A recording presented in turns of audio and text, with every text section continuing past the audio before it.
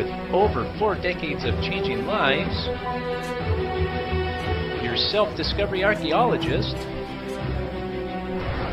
Get ready to be the best of you with your host, Beverly Zeimet. And welcome to the Beverly Zeimet Show, where being the best you can be just got easier. And my guest here today is Melissa Marti, and she is from, should I say it? Sure. Omaha, Nebraska. Welcome, Melissa. It's Thank you. great to have you on the show. It's great to have you on the show. Tell us a little bit about yourself. So, my name is Melissa Marti. I am from Omaha. I was born in Lincoln. Have 5 beautiful kids.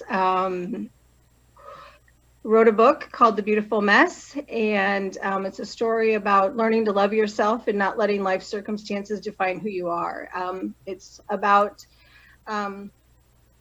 just learning how to do life and the processes of embracing everything. The good, the bad, and the ugly. So I encourage women and encourage men a little bit too, probably women more so.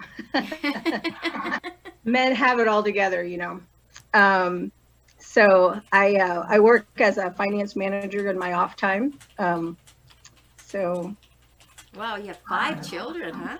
I do. What are their ages? 24, 22, 20. 18 and almost 17. Wow, you had your schools together too. I had mine like just a year apart, you know. So they were, yeah. Well, now they're 50 and soon to be 49 and then 48, right? So oh my. Yes. Yeah. Yep. You know, so. But you know, I personally I think it's great to have them together like that because they're kind of all going through the same thing at the same time. So it was almost like having triplets, you know, but it was great. And they're still really, you know, connected. And figured if I was going to do this, I'm going to get it all over done at the same time, right? Right. And now they're all leaving at the same time. So it's like, yes. Yeah. I always said, you know, well, you know, once they grow up and they leave home, great. Well, if they don't leave home, mom leaves home, right? You know? That's right. You had mentioned earlier in a little conversation something about traveling. So what takes you on your traveling? So I speak at women's conferences. Nice. I do. I just got back from Barbados, and it was a Her Story conference. So basically, it's a women's conference, empowering women to find their voice, to share their stories. A lot of women have a hard time sharing things that they go through. They feel very alone and isolated. So this is a conference to kind of help in the healing process. So that's one of the conferences that I speak at. In June, hopefully, if things get better, obviously, I'll be at a Dare to Declare conference. Yes. Right? And so a Dare to Declare. So that's kind of another women's conference. Again, kind of looking forward and deciding what you want out of your life and sure. And making choices to get to where you want to be instead of getting stuck in the old patterns of the way you are. So I'll be doing that. And then we're doing I'm starting a new conference with a lady who's in London. We're going to be in London and Austin, Texas, and Barbados. It's kind of a trifecta, if you will. That's a nice trifecta to have. Yes, right. Yeah. Awesome. And that's going to be called Our Story, and that's going to be just encouraging women. It's going to be healing conferences. I'll have a workbook that's going to accompany my book, walking women through the stages of healing and changing your life. Oh, that's awesome. And that is so needed. It's so needed. It's a treat for me to be able to be in this position and to talk with women from all over the world. I've actually had a couple from the UK. And I got one coming in from Australia. I had one from South Africa. Nice. Canada, Yeah. all over the United States. And even Nebraska. Yeah, right. Well, women all over the world we all have different stories, but we all have a story to share. And my story may be different than yours, but it's still a story, and it's still makes us who we are. And it may not be the same, but yet it is the same.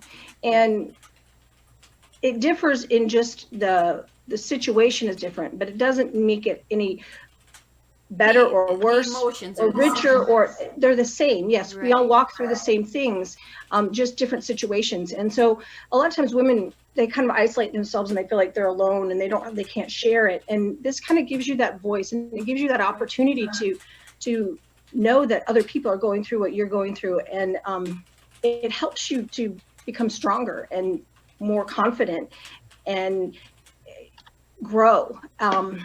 You want to share a little bit about your mess, as you put it in your book? You know, what was that beautiful mess all about? Okay, so there is a story behind all that. I'm sure there is.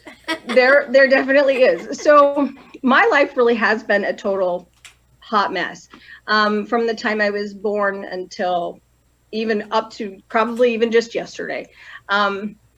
Because it's a process, it's a journey. Life is a journey. You never totally get your life completely together, and it's a falsehood to think that you're ever going to. You know, we live in this society that thinks that you have to be perfect all the time. Even on Facebook, you know, you have to put out that you're perfect.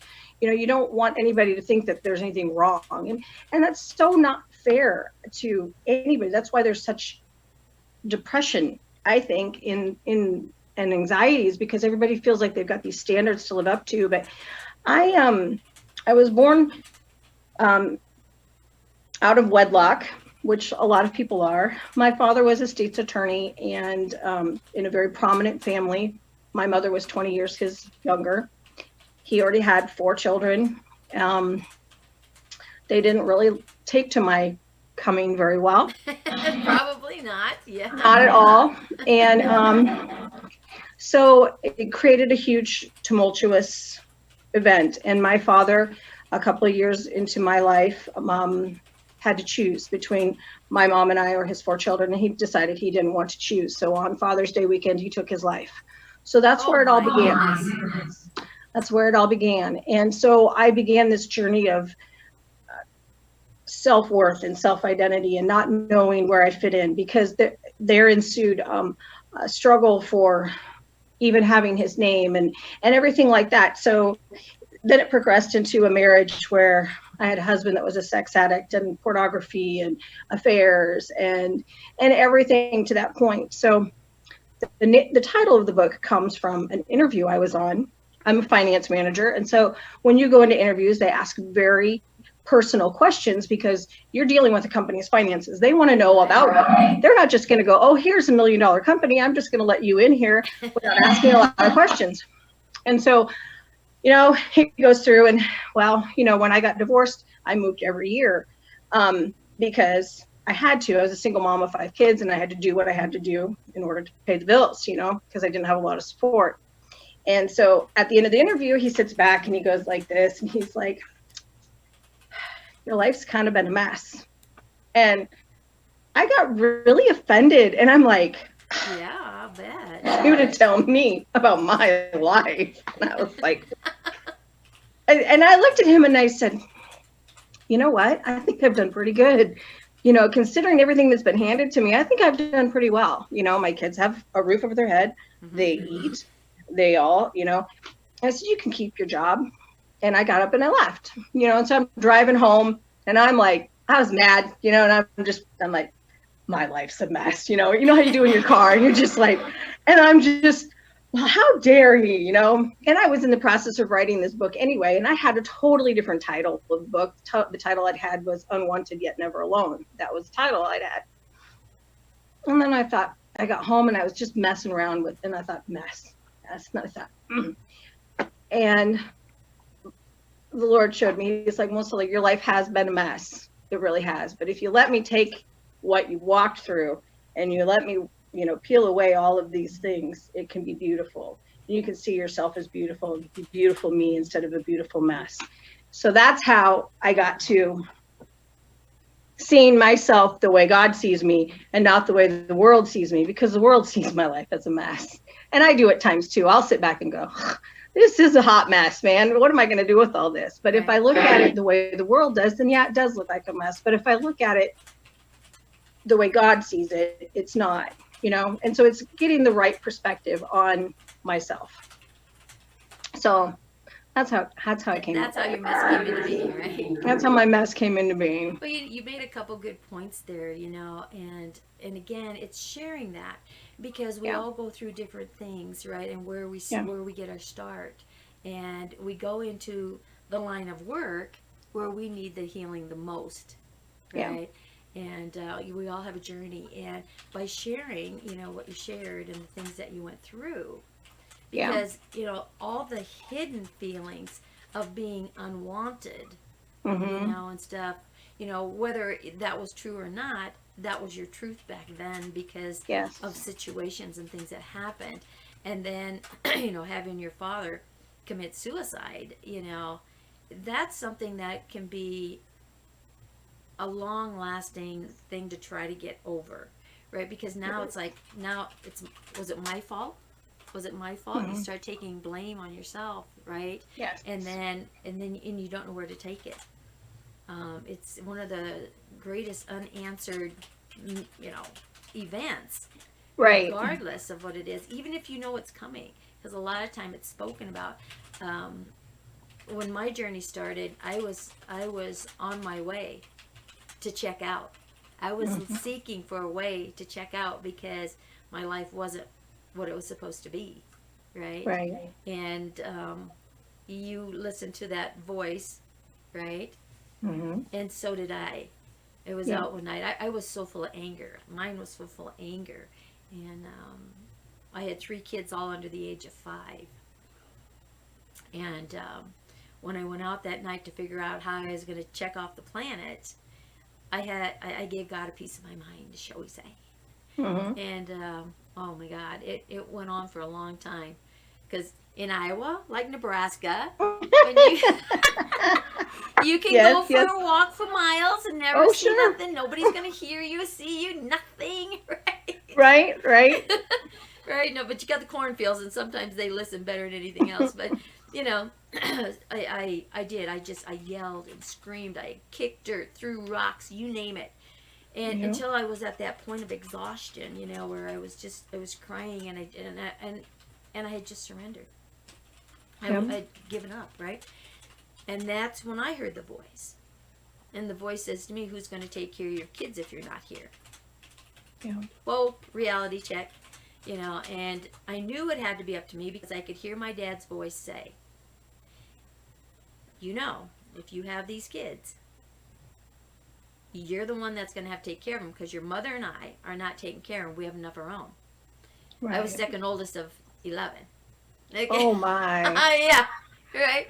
So my youngest sister is actually just 1 year older than my oldest son. So she grew up more as a daughter to me because she was always over at the house and everything. We didn't live that far apart.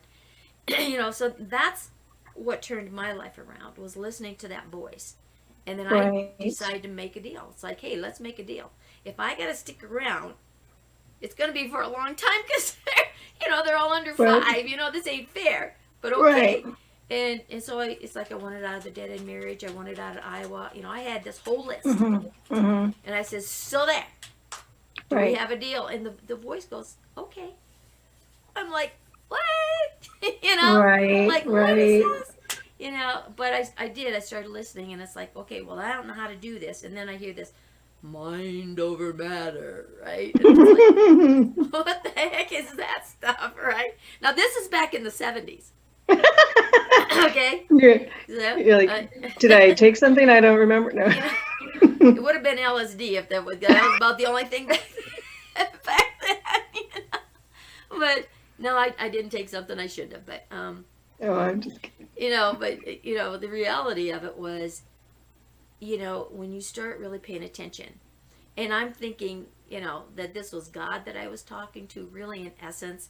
In the 80s, when I moved to Denver, I moved out there in 79, I started meeting people that started sharing with me some of the intuition that I had, the psychic, abilities I had, some of the stuff that I was doing that I didn't even know had a name, because we didn't have words like that back in Iowa, which you probably Right. didn't have words like that in Nebraska, right? Right. And so it's a whole different world. And Right. and I started getting an understanding. And I know today that that voice I heard way back then was my higher self talking with me. Yeah. You know, and just finding my identity. And that was, I guess, one of the first things that I sought out to do, because I didn't have an identity. And that's kind of why I call myself an identity revelation coach, right? Because it's like, who are you? I always made reference to, oh, you're so-and-so's mother. Oh, you're the one who pumps gas. Oh, you write for the newspaper, right? So you were referred to as being what you did. Right. And it's like, whenever someone would say that to me, I would say, oh no, my name is Beverly, right? And of course they look at you like, what? You know? But it gave me that feeling of, I am somebody. I have Right. a name. I have a name. Don't call me Yes. call me by my name, right? Right. And you know, life progresses as you go. And it was moving through all of that anger. That anger is actually what was my driving force to make everything in my life happen. Right. And to be able to get that out of me, because when you hold anger, and I'm sure you've experienced this, and probably the women that you've spoken to, it's not just anger, but there's a lot of shame, there's a lot of guilt, Yep. right? There's a blaming goes into feeling the victim. Yep. You know, all of these things all at one time you get bombarded with, and you're trying to be everything to everybody, and you lose identity of yourself because you're wanting to Yep. be that perfect person that everybody else thinks you are. Right. You know, and so who am I? And to be Right. able to go inside and clean up whatever it is, that mess. And that's one of the reasons why I chose the theme, being that best you that you can be, is becoming your true identity, and Right. not who you think everyone else needs you to be. Right. Right? Because the thing about it is, anger really is kind of that masked emotion. It masks your fears. It masks your sadness, your everything. Right. And I found, being married to somebody that was a sex addict, that was, a narcissist, a sociopath, I never let anybody see what was going on. I was very good at wearing the mask. Nobody knew what happened behind closed doors. Right. And so they were all very shocked when I came out and said, hey, I'm getting a divorce. Everybody was like, what? Because Right. it had been a secret we weren't married. It was about 18 years. It was a little more than 18 years total. So of course the kids knew kind of what was going on. They could tell, they can sense things that are happening in the house because of the anger and the tension and things like that. But my family didn't know, his family didn't know, because I had hoped that things would change, and I figured if I love you enough and if I cover it and, then you'll Right. come around and then you'll Right. change and you'll see how much I love you, and, and it'll all be okay in the end. And it wasn't, it got worse. And so, you put on that face for everybody because you think that's who you're supposed to be. Exactly. And women do that a lot. And not necessarily for big things like that, even just for small things. You go to work and you put on that face because you have to have it all together, Mm-hmm. And so I think that's really sad in society that, we can't be who we really are. And I appreciate finding your identity. And that's why I say journey to loving myself, because when I got divorced, I had to find out who I was. I went on a trip. I went on a trip soon after my divorce, and I show up to this hotel and I check in and I'm like sitting in there and I'm like, what do I do with myself? Do I go for a walk? Do I Right. watch TV? I didn't know, because I didn't have anybody to tell me what to do, because I was by myself, and it had been the first time in 18 years that I was all by myself. And I was like, oh my God, I really truly didn't know, because I didn't have anybody to tell me. And it was the weirdest thing ever. And it was just shocking. And I was like, kind of freaked out. I was really kind of freaked out. Right. And that's when you know there's something wrong. And Exactly. you're like, oh, this is not normal. This is not okay. Right. So, yeah. And that's when I knew I needed to write a book and I needed to start writing just in general. And I kind of started. Get yourself back together. Yeah. Yeah. And finding what you like and what you don't like. And yes, exactly. Because now it's just you and the world. You know, right. and you said something, you know, about nobody knew because you wore that mask, right? Right. And I know exactly what you're saying because I didn't air my dirty laundry either, right? Mm-mm. And so nobody knew. The voice that told me, you know, all these things, you know, when I asked, I was like, I don't know where to start. And the voice said, live your life as if it were you and your kids only. Oh, well, I can do that. Because I knew at that point, too, that I really needed, like you said, to get your act together. Right. Right. So I kind of maintained the stability where I was and did start living my life as if it were just me and my kids. Right. Right. And that gave me the time element to be able to start to get some balance going on. Mm-hmm. Right? And I shared with my kids what was happening. It also helped me to kind of keep more peace going on in the household versus friction. Right. Right?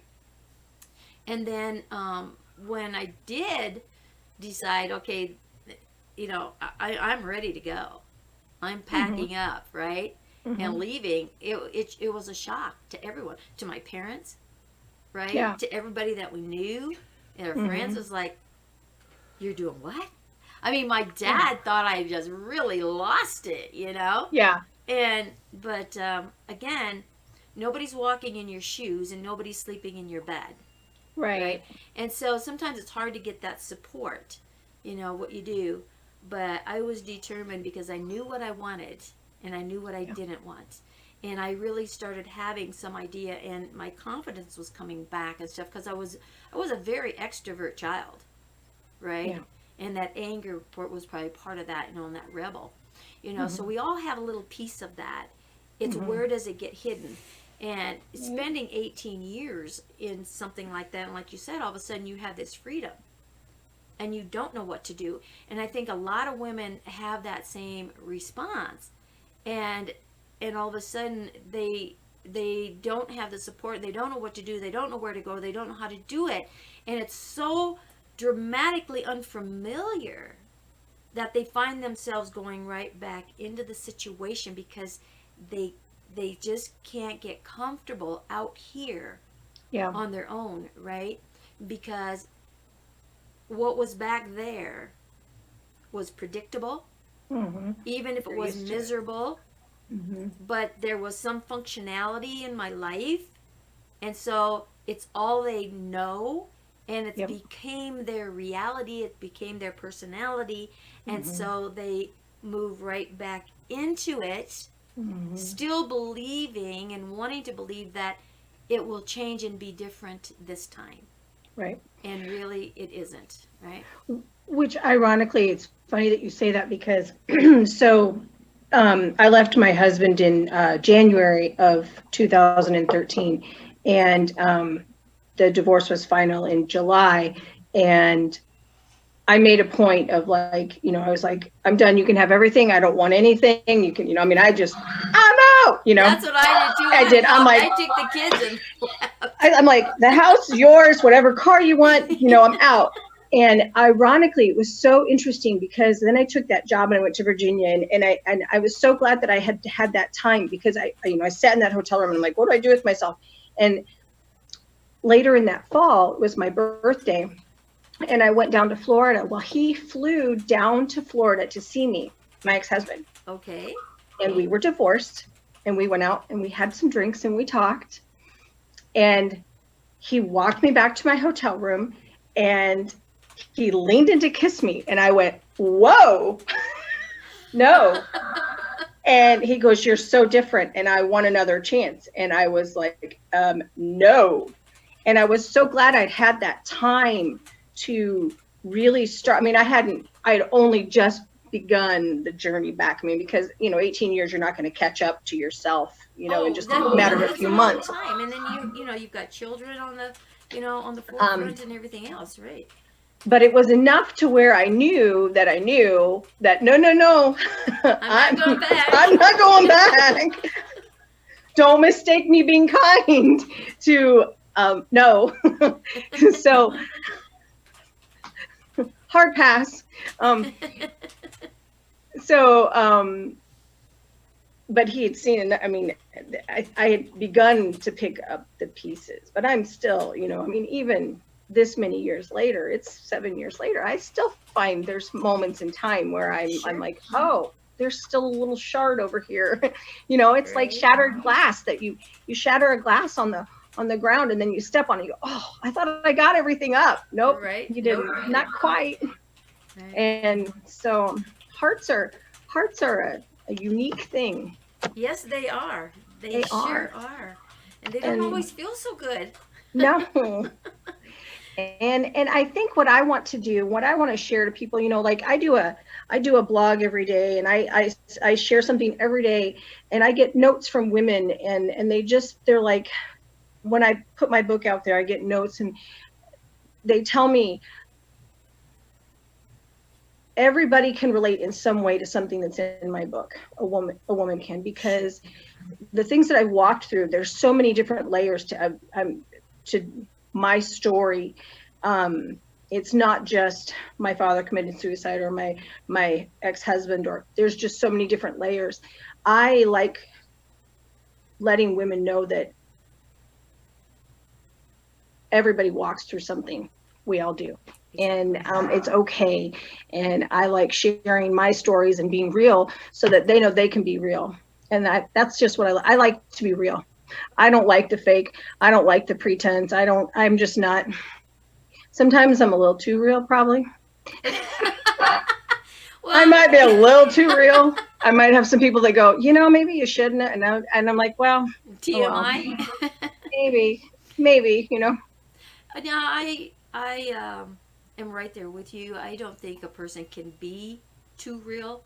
And that's why I like doing the show the way we're doing it. Completely organic. Yeah. You and I really didn't know anything about each other. Yeah. Until we came on here. Right. Right? And having this conversation. Yet when you begin to look at behind the scenes of where our journey is, because it still is a journey, right? Right. And the things that have impacted our lives aren't really that different. No, they're not. Right? And so women need to understand that out there, that just because it's your story doesn't mean someone can't relate to it. Exactly. And every time I share my story, and I'm sure you find this too, when you share your story, somebody is going to get the message, and it's going to help them to maybe make a life-threatening decision to make that move, right? Yep. And to know that there's support. I mean, there's so many very strong women groups out there now that are like this, that are just there not to let you be the victim, but to say, hey, that's your story, speak it, get through it. What can we do to help you get through it? Let's get rid of this emotional attachment, let's clean up the garbage and be the real you. Right. I share this story with some of my clients, and when I do talks and stuff as well, is who really are you? Because we talk about identity, right? Because you become your environment. It's very easy. And if you're in a situation that's, way out of balance, it makes you something really different. Like you said, you had all these different masks. So you're a different person when you're at work. You're a different person when you're at play. You're a different person when you're on vacation. You're a different person at home, right? And you're a different person around strangers. Oh, yeah. So there's 5 major different people that you are. Right. Right? Now, all of a sudden, you get an invitation to come to a party. And you're like, oh, I'm down for that, right? Right. And you show up.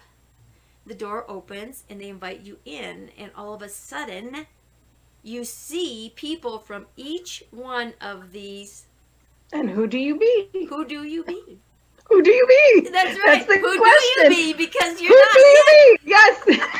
You got it. And it's like, I've really been kind of under the weather lately, and I'm just, I'm really not feeling good. I think I even have a fever. Well, let's pick this up at another time, right? Mm-hmm. Right? Mm-hmm. And so being that real you, and Exactly. then being all of that of who you are. Yep. Right? Because all these other yous are going to make you stronger in the true you of who you really are. It's true. Right? Yep. Right? And sometimes, sometimes that journey can be a lot of blood, sweat, and tears. Yep. And the majority of it spent with you, yourself, and I. Right? Yep. Right? Yep. This is true. And it's okay to cry.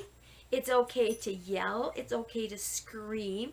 It's to get that out and to be able to speak that. Listen to your thoughts. Get them out of your head because they're dangerous up here. Very dangerous up here. Yes. And you don't have anyone to speak with, or you feel you don't have anyone that you can comfortably talk about, things that are really deep inside of you. Your higher self and your subconscious are always listening. They can distort these thoughts. The subconscious distorts this thought up here. The higher consciousness is what's going to straighten it out, but it needs to hear it in your own words. And when you begin speaking those thoughts, have you found when you start talking your thoughts out loud, all of a sudden you find yourself laughing your butt off? You're like, that didn't make any sense. It's like, wait a minute. I mean, I was actually thinking that? What the heck is going on, right? Yeah, have you ever like sat there and recorded like your thoughts and then you play them back and you go, yeah, I've done that to myself recently because and I haven't. Did you just hear what you said? You definitely couldn't take it back then, could you? Right. You can't deny it if you recorded it. No, and I need to do that to myself sometimes because I am an overthinker. That is one of my biggest downfalls is I'm an overthinker. And I can get myself into a world of hurt when I do that. Right. Well, when you overthink, the judgments and the doubts come in. Yes. And then you go back to that safety spot. Yes. Right? And then it's predictable. And so it makes it right. And you're right back where you started from, right? Yep. Yeah. Yeah. Oh my goodness. Oh my goodness. Hey, tell us a little bit more about some of these groups that you speak in front of and how that got started. How did you get into that field? How did you find these groups, or did they find you? Me and my big mouth is how I found them, actually. Honestly, I love that. It is. It's just me and my big mouth. I was just so excited about my book and getting to share on my blog. And I had a bunch of girls reach out to me when I was posting things on my blog, and they're like, "Hey, do you want to talk here? Do you want to talk here?" And I was like, "Heck yeah!" So I mean, I might not sound just like that, but yeah. So and then ironically, the biggest one, the Barbados, happened when somebody posted on this networking site that I'm on. They were doing interviews, and so she says, "Hey, I'm going to do a Zoom call with you." And she's from London. And I was like, "Oh, cool. Let's get on this Zoom call." Well, it was at 6 a.m. in the morning, or 6 a.m. in the morning, like I'm repeating myself. And we had this miscommunication, and I couldn't get on, and I'm not a morning girl. And so I've got my hat on, and I'm like looking at her, and she goes, "What time is it there? You don't look like you're." I said, "I'm awake." I really am. So she's all excited, and she's like, "Hey, do you want to come to Barbados?" And I was like, "Wow, who wouldn't want to go to Barbados?" That's right. Crazy. So, so I went to, so that started the whole thing with Barbados, Texas, and London. So we just connected, and that's great. We just, that was a divine connection. That was amazing. So I'm really terribly excited about that one. And it's just actually just sharing my story. And by sharing my story, the people that have these women's events, the one in Canada, they do a monthly meeting. Uh-huh. And so she reached out and she had said, you know, I'm hosting these, and I shared my story with her. She read my book and she said, oh, I definitely want you to come out and talk to these ladies. And so I get to go out there, and I'm terribly excited about that. Who wouldn't be excited? I've never been to Canada before. What part of Canada? It's London, Canada. Oh, so London. Where's that at? I've never heard of London, Canada. I think she said it's by Montreal. Oh, okay. I've been into most of it over by BC in that area a lot, and all the way up into Windsor, and I love Canada. And I've had several people from Canada on my show up in the Toronto area. So, nice. Yeah, awesome. And then I'm going to have my workbook. So my workbook will be that will go with the Beautiful Mess book. So it kind of walks you through all of the. And then in the fall, in November, I get to speak with Jack Canfield. Well, right before him. I'm not speaking next to him. Not next to him. I'll be before him. I don't get up. If I got to stand next to him, that'd be fun. But probably not. I'll be right before him. Well, you'll have to pass him on the way on. And I know, right? Accidentally just bump into him, you know? Yeah. Hey, Jack. Hey, Jack, catch me. Right. So I'm terribly honored to get to do that. Oh, yes, for sure. Yeah, let's hope we're out of this mess we're in right now, huh? Well, by November, let's hope. I mean, that's ways away. So, so it just, the doors have just really been, I've been really blessed, and I don't have anything to attribute it to other than, I love people, and I just want others to know that I don't want anybody to have to walk through what I did for like 18 years, or it's longer than 18 years, you know, where you just, you feel like you can't share what you're really going through, you know, and I don't think anybody should have to live that way. And I think that society just kind of tells you that you can't really be who you are because people won't accept you. And I don't believe that lie. And that's one of the chapters in my book is lies. You know, we choose to believe the lies that we're told. And and I refuse to do that anymore. And I don't want anybody else to do that, you know? So that's why I think people are getting tired of the lies, and I think people want reality. You know, everybody has these reality TV shows that we watch, and but half those reality shows aren't really reality. So they're scripted, you know. Here, go act like this, you know, and nobody can really be that dumb. I'm sorry. You know, I had the same thought. You know, I don't even own a TV. I haven't owned a TV in probably 30 years. But, you know, you hit and miss, and you see it when you're at other people's places and stuff, and you hear stories about it, and it's like, are people really that idiotic? I mean, really?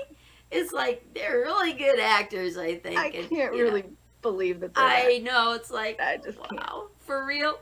And if that's the truth, oh my gosh, let's hope they don't reproduce, right? Right. You know, you hit on something here, these lies, right? Yes. And when I work with people, it's like finding your identity is to stop the lie first. You continue lying to the world if you want. Lie to the world. It's okay. Because they're all lying to the world anyways, too. So it doesn't matter, but stop lying to yourself.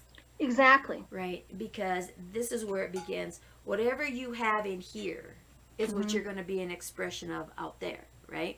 Right. So if you're living a lie in here, you're going to live the lie out there. Right. Don't kid yourself, because that's what happens, right? Right. And this lie has become such a habit and a personality trait within you that it's an automatic response. It is. And so it's to be able to recognize what those auto responses are. And if you don't like them, then the next step is, what can I do to change them? Change it. Yep. Right? And when you start working on that, that's when you become that better you every single day. Right? So don't be afraid to look yourself in the mirror and say, hey, you. And that's exactly what you have to do. You know? Yes. That's exactly what you have to do. Yep. Yeah. And so face it. It doesn't taste good. It doesn't smell good. It doesn't sound good. It doesn't feel good. But you know what? when it's over, it's celebration. Right? It is. It is. And then you look at yourself and you go, man. Was that really me back there? No, Yeah, that was my twin. you're like, that was ugly. I know. That was really ugly. Thank God I got out of there, right? Yeah. Yeah. Yeah. It's really hard to look at yourself sometimes and to really be honest with yourself, because we don't want to see ourselves as we really are at times. You know, we want to put on that mask and go, oh no, I'm not that bad, but at least I'm not so and so, or I'm not, you know. That's right. And it's easy to do that. And you go, well, at least I'm not doing this. Well, you know what? It doesn't matter. You're still doing it, right? You're still doing some, you know, and yeah. Yeah. Well, we all, you know, everyone wants to look better in their own eyes. Yeah. So we try to find fault with others. Yeah. Right? And that's when we start playing that little blame game thing, you know. And we start justifying. We justify why? Because we self-judge and we don't want to be judged by others, because we feel that, you know, what I do or what I say, someone is going to judge me, and then what if they don't like me? You know, and oh my gosh, you know, there's billions of people in the world out there, audience, right? Billions of people in the world. Trust me, you're going to find somebody that's going to like you. So don't stick around with those that you think are the ones that are your friends, when in essence, all they like is to have the misery to keep them company, because they don't want to change. Right. People don't like change. It's the same thing, you know, people hate change just as much or more as standing up on stage and speaking. Right? Yes. Yeah, that's hard to do too. Yes. Right. The other thing too, though, Beverly, I want to say is, in addition to, don't judge yourself too harshly in that.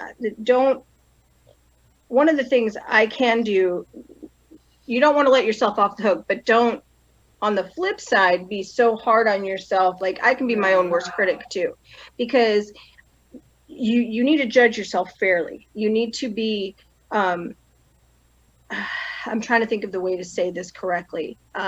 Give yourself time to heal. Yes. You know. And don't set yourself up for failure where you think that you have to be perfect, because no one is perfect. But don't let yourself slide in areas that you know you need to work on. Right. And it's one little baby step at a time. It is. It's not the whole thing. You didn't get here overnight. You're not going to get back out of it overnight, but you can get out of it faster than you went into it. Yes. And so you have to be fair with yourself. You have to love yourself, and loving yourself. Don't criticize yourself, which there's a difference between, and I always was one of those people where somebody said, I don't like your shoes. I thought, oh my God, you hate me. No. They don't like your shoes. There's one does not equate the other. You know, you can have somebody be critical. You know, I'm trying to think of the right way to say it. It's just, I hated myself. I hated everything about me growing up. I thought that I was of no use to anybody. I thought I had no self-worth. And that is a lie too. And so you don't want to believe that lie, but you don't want to believe the lie that you're perfect either, and that you don't have any sin, and that you're better than everybody else because you're not doing what everybody else is doing. So that's not factual. There's a balance here, you know, and we need balance in our lives. Yes. I think a lot of people don't have balance. We're either one or the other. We're either, oh my God, I'm so much better than you because I don't do this, or oh my God, I hate myself. Well, no, there's a balance there. And we have to find that balance in our lives where we say, okay, I'm a work in progress, and yes, this needs some fine tuning, and yes, this needs some fine tuning, and here's my happy medium. And, you know, love yourself where you are, and know that this needs to change and this needs to change. Right. And everyone is at the same place, and no one is better than another person. And I think that's the thing that for me, I don't think any one person is better than another. I don't care how rich you are, how fat you are, how thin you are, or famous you are, or not famous you are. No one's worth more than anybody else. Period. Agreed. I don't buy into that. I agree. And we're all one, right? We're all one. And you know what? when I die, we're all going to die. You know what I mean? We all have an end, and I'm not going to avoid my end because of what I do in life or who I am any more than you or President Trump or anybody else. And that's just a fact. Well, when you let's go back into that identity thing of finding, who you really are and being true to yourself. Doesn't matter what the world thinks. It's being true to yourself, right? Right. And if you think people are out there, really pointing the finger at you, they're not. You know why? They really could care less about what's going on in your life because they're thinking the same thing that you're thinking the same thing about them. Yeah. Right. You talk about that craziness, right? So really be true to yourself. Really be true to yourself and live every moment as if it were your last. Right. Right? Because you never know. When your number's up, it's up. Exactly. So live your life to its fullest. I mean, my gosh, there's so much to life out there, regardless of what it is. So we're in isolation right now. Quarantine. Whatever you want to call it, right? Right. And socially distanced. Or they come up with some of us more than others. Yeah, this is true. Some by choice and some are more comfortable than others and whatever. But again, it's what are you going to do with that? What are you going to do and make that time? But look where we are. We're having this conversation. Two total strangers, let's see, about 45 minutes ago. Right? Yeah. And here we are as if we'd known each other forever. Yeah. And we are one. And coming into this space with all walls down, no finger pointing, to be able to share with our audience out here a story. Right. Right? And to do it in a space where it's okay no matter what gets said.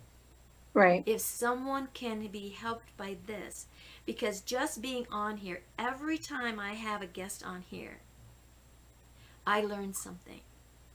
And that's beautiful. Yeah. And I meet just the most wonderful people. Oh my gosh. I love what I do here. I love it. It's one of the best choices I made. But it's being that piece of you that becomes better and better. And if you have something you want to share out there, comment below, right? And if you want to reach out to Melissa, she's available. We're going to have her information up on top here when the show's over. We'll go in and put that in there. And how you can get her book if you want it, right? Yeah. And so you'll have to give me, the name of the book and everything, and we'll put it up there after we get done talking and stuff, so people can find that. And if you want to hear her speak, go to Barbados. Go to no, you don't have to go to Barbados. Canada. I'll come to you. I'll come to you. She'll come to you. Look at there. There you go. And let's talk about that for a minute, right? Because we are in this position. It's how do we reach out to others? And I have been searching for something for about a year and a half to be able to do virtually what you're just talking about, standing up in front of a group and being able to do it virtually, but not doing it on a Zoom like this. I mean, we can have a lot of people come into the Zoom, but it's still not the same. It's not like being in that room where people are interacting and you've got a synergism of energy, right? It's just not the same.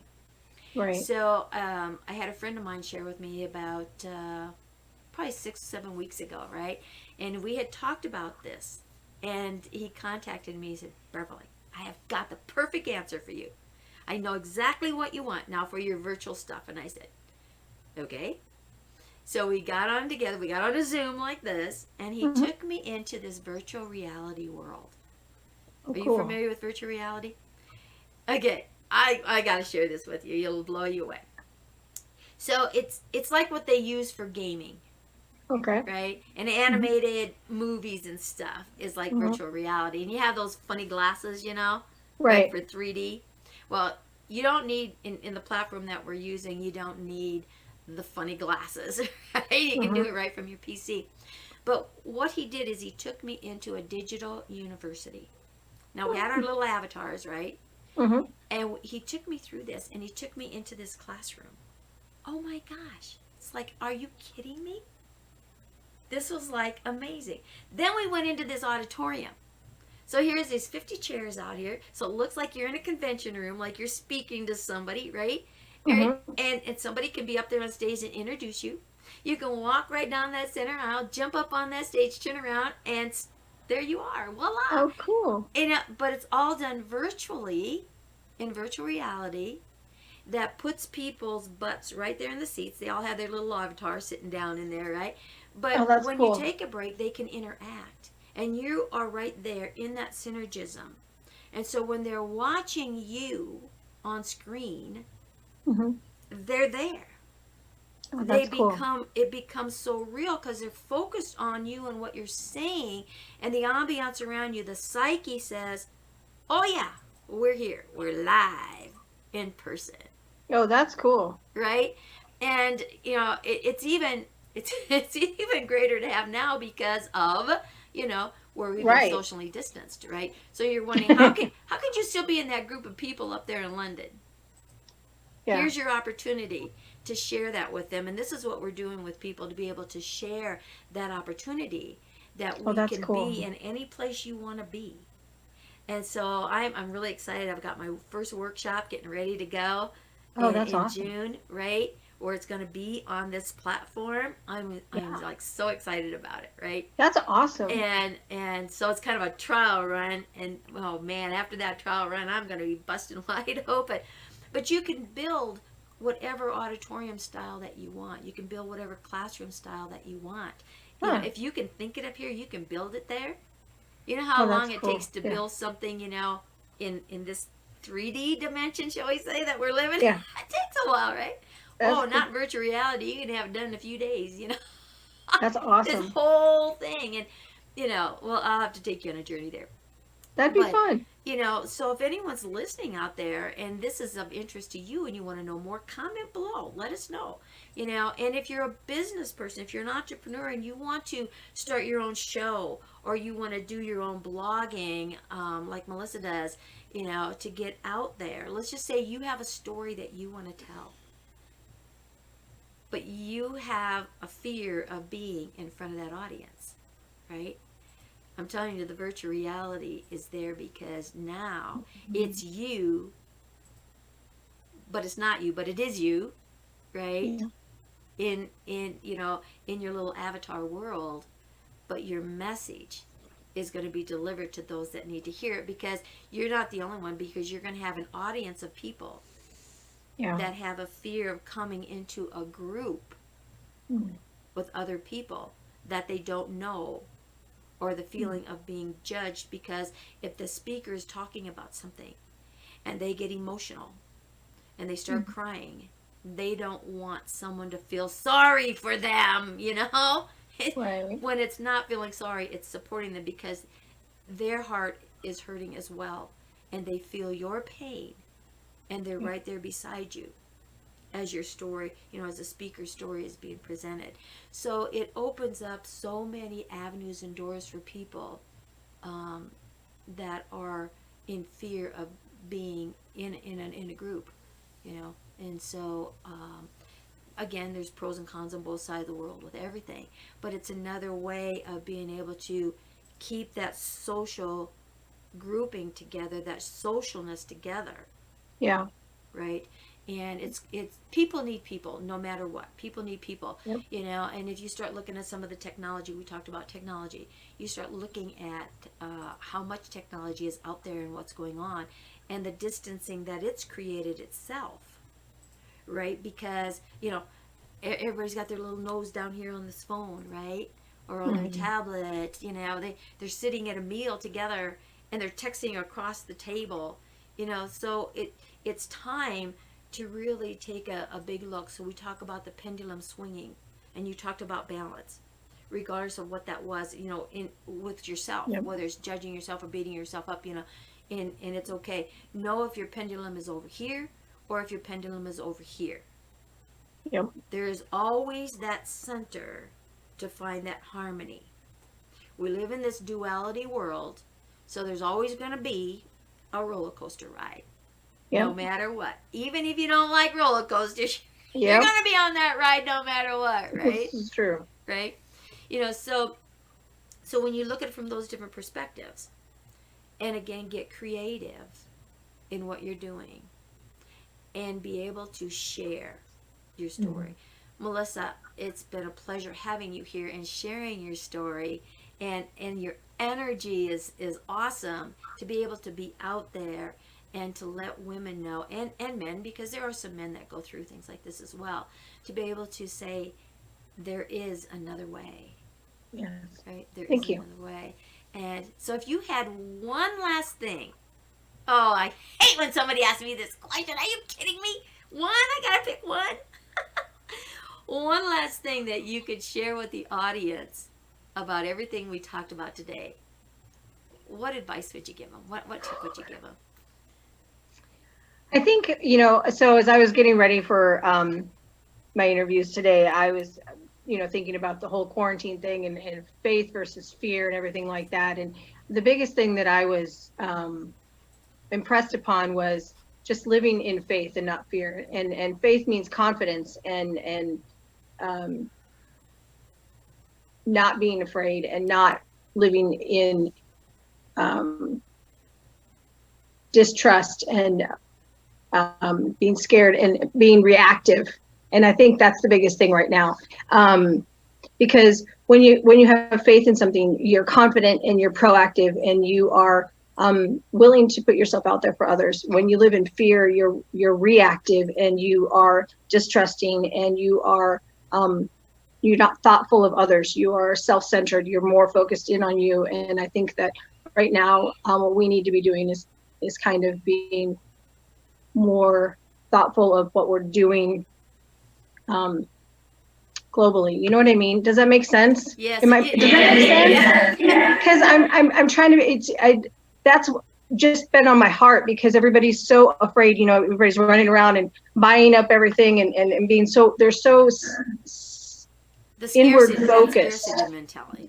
Yeah. What's that? The scarcity mentality. Yeah, they're so inward focused, and I guess what I want to say is just have the faith. Just like we are all one, and to not be so afraid. And I know that the unknown scares people, and oh gosh, yes, it just does. And we have to have faith, and faith means that you trust and you believe in the good. Believe in the good of others, believe in the good in yourself and believe in the good in the doctors and the president and the government. Stop being so cynical, I guess is what, you know what I mean? Because when you get in fear, you're like, oh, well, this is happening and this is happening and this is happening. And it brings the morale down. It ruins the hope, Oh, yes. And so I guess that's what I'm trying to say is when you're walking in faith, you have hope in your heart and you're looking for the good. You can always find bad. Bad's going to be there. You can find bad in anything. But when you're looking for good, surround yourself with people that are looking for good. It's a better life. It is. It is. It's just a better life. It takes a lot less energy to stay up and stay happy than it does to stay in that down in that deepness and that not so good stuff, because it makes an impact on your physical health, your mental health, your emotional health, your spiritual health, right? And your psyche. Oh, your psyche. It's just like yeah. So surround yourself with others that whether you're self-quarantined or whether you're kind of venturing out around other people, just be the hope for other people. Right. Don't be the negative. I think that's just, because like I said, we all have a story to tell. And this is going to be a story we're going to be telling for years to come. Hey, this is a story we're all going to have to tell. Let's tell it in a good way. You know what I mean? What did you learn from this? What good can you take away from this? Instead of the bad, what can you take away that's good? I have a friend that taught me recently just to find the good in everything. Don't always look at the negative. Because there's a lot of negative you can take out of it, but there's a lot of good you can take out too. Oh my gosh, that's, that again is finding that greatness.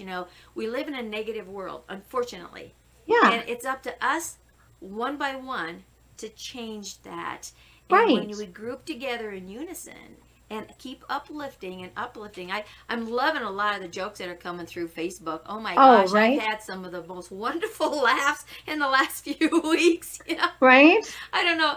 I guess there's a lot of time for people to sit around, think about these things, right? Put them together. It's comical, which is good because it's upbeat and it's uplifting. Yeah. Right? And it's not like, oh, I don't want to be one of those people that just go out there and just say positive thinking, and it's like, that's not what it's all about.